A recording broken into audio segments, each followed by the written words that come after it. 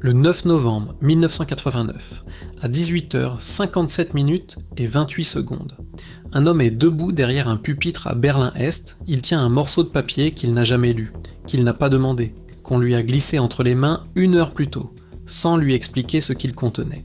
Il cherche ses lunettes, il parcourt le document, il lit quelques lignes à voix haute, puis un journaliste lui pose une question. Quand est-ce que ça entre en vigueur ? L'homme marque une pause, il regarde le papier. Le papier ne dit pas quand.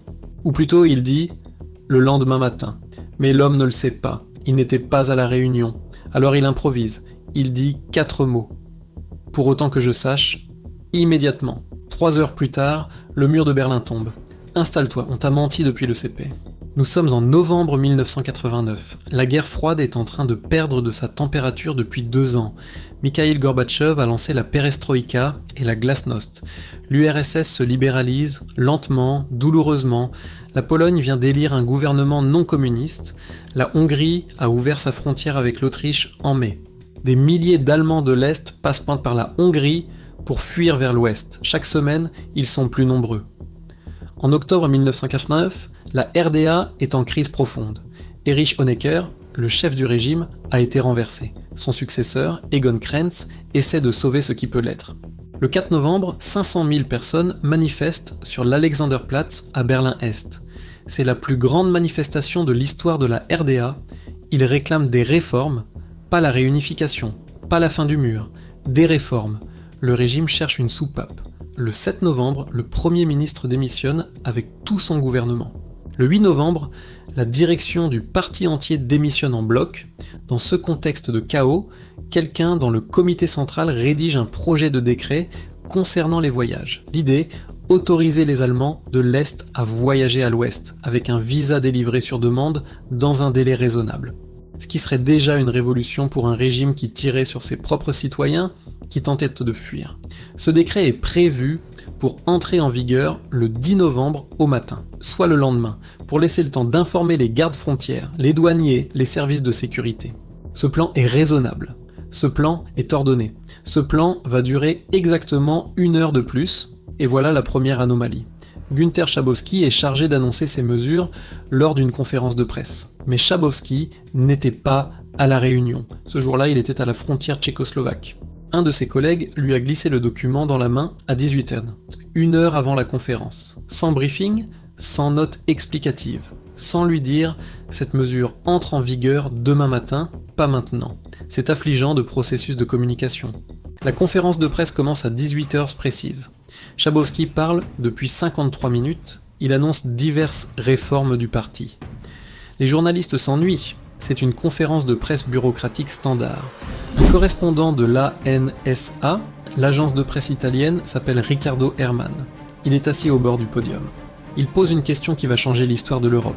Herman demande « Vous avez mentionné quelques erreurs. Ne pensez-vous pas que c'était une grosse erreur de présenter ce projet de règlement sur les voyages il y a quelques jours ?» Schabowski n'avait rigoureusement rien dit sur les voyages, mais la question lui rappelle le papier dans sa poche. Il cherche le document, il farfouille dans ses notes, il trouve le papier, il chausse ses lunettes, il commence à lire. La salle retient son souffle. Schabowski lit à voix haute les nouvelles mesures. Les voyages privés vers l'étranger peuvent être autorisés sans justificatif. Les autorisations seront délivrées sans délai. Les sorties sont possibles par tous les postes frontières vers la RFA et vers Berlin-Ouest. Un silence s'installe dans la salle. Puis un autre journaliste, Peter Brinkmann, du Bild, lance la question décisive. Wann tritt das in Kraft? Quand cela entre-t-il en vigueur? Schabowski s'arrête. Il regarde le document. Le document ne dit pas explicitement quand, ou plutôt il dit que la circulaire sera bientôt diffusée, ce qui sous-entend que ça n'est pas encore le cas. Mais Schabowski ne lit pas ça. Il voit le mot sofort. Immédiatement, il répond « Das tritt nach meiner Kenntnis ist das sofort unverzüglich ». Pour autant que je sache, cela entre en vigueur immédiatement, sans délai. La salle explose, les journalistes se lèvent, ils courent dehors, ils ont la plus grande exclusivité de l'année, de la décennie, peut-être du siècle. Schabowski continue la conférence de presse comme si de rien n'était, comme si ce qu'il venait de dire n'avait pas d'importance particulière. Il ne comprend pas encore ce qu'il a déclenché.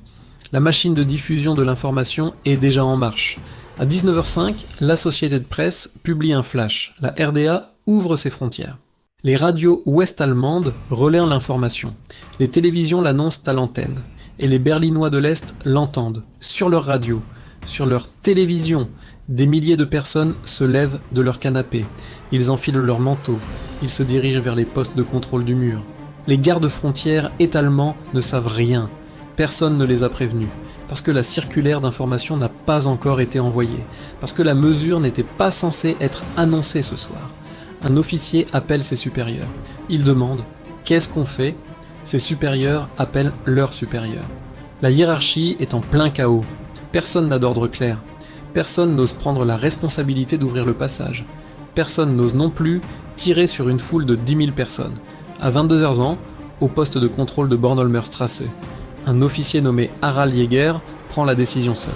Il dit à ses hommes « Laissez passer ». Il ouvre le passage, les gens passent. Il pleure, il court, il s'embrasse avec des Berlinois de l'Ouest qu'ils n'ont pas vus depuis des années. Dans l'heure qui suit, tous les autres postes de contrôle s'ouvrent. Les gens commencent à escalader le mur, à le frapper avec des marteaux, à en arracher des morceaux à main nue. Le mur de Berlin, construit en 1961, 28 ans de béton armé, 1378 gardes, 302 tours de guet. Tout ça tombe cette nuit, parce qu'un homme a lu un papier qu'il ne connaissait pas, et a dit 4 mots sans y réfléchir. Mais voilà ce que votre manuel d'histoire n'a pas dit. La question que personne ne pose vraiment est la suivante. Si Schabowski avait dit demain matin au lieu d'immédiatement, est-ce que le mur serait quand même tombé? Et si oui, quand et de quelle façon? Première hypothèse qu'on vous a servi. Le mur était condamné de toute façon. L'URSS s'effondrait. La RDA était économiquement moribonde. Ça n'était qu'une question de temps. C'est la thèse des grandes forces historiques. Et c'est partiellement vrai, mais partiellement seulement. Deuxième hypothèse, plus inconfortable. Si la mesure avait été annoncée proprement le 10 novembre au matin, avec des instructions claires aux gardes-frontières, avec un calendrier de mise en œuvre, avec un protocole de demande de visa, la RDA aurait peut-être pu contrôler la transition. Peut-être survivre quelques années de plus, peut-être négocier les conditions de sa réunification, peut-être obtenir des garanties économiques. Egon Krenz a dit qu'il pense à cela depuis 35 ans. Il dit que l'erreur de Schabowski lui a volé l'initiative, que cette nuit-là, le parti a perdu le contrôle, et qu'une fois le contrôle perdu, il n'y avait plus moyen de le retrouver. Ce qui est consternant, parce que les deux options auraient produit le même résultat final, la réunification allemande, mais pas au même rythme, pas aux mêmes conditions, pas avec les mêmes conséquences économiques et sociales. Et c'est là que le mystère devient vraiment intéressant, parce qu'il y a une troisième hypothèse, Schabowski savait. Il y a des témoignages contradictoires. Certains disent qu'il avait compris que le document s'appliquait le lendemain, et qu'il a choisi de dire immédiatement, délibérément, parce qu'il pensait que c'était la seule façon de sauver ce qui restait à sauver, que seule la pression populaire pouvait forcer le changement. Schabowski lui-même n'a jamais clairement répondu. Il a dit « Ce fut la pire et la meilleure nuit de ma vie. Ce n'est pas une réponse. Ce qui est certain, c'est ceci. Le système de la RDA a rencontré quelque chose qu'aucun système rigide ne peut gérer. Une information fausse, diffusée à l'échelle nationale. En direct, plus vite que la capacité du système à la corriger, et le système s'est effondré. La révélation la plus importante n'est pas historique, elle est systémique. Un système rigide ne tombe pas quand il est attaqué frontalement. Il tombe quand une information contradictoire circule plus vite que sa capacité à la contredire. Le mur a résisté 28 ans à la rébellion. Il n'a pas résisté à une réunion Teams manquée, à une note de briefing non rédigée, à un homme qui lisait un papier sans l'avoir préparé. Le processus de décision du Politburo avait une faille fondamentale. Il fonctionnait sur la loyauté, pas sur la clarté. Ce qui signifie que quiconque devait transmettre un message n'avait jamais été formé à le faire correctement. Schabowski n'est pas un idiot. À ce niveau de hiérarchie, on ne demande pas de briefing. On assume qu'on a les informations, on lit le document, on improvise. Ce soir-là, l'improvisation a eu des conséquences anticipées. Une conférence de presse était retransmise en direct par les télévisions Ouest et Est.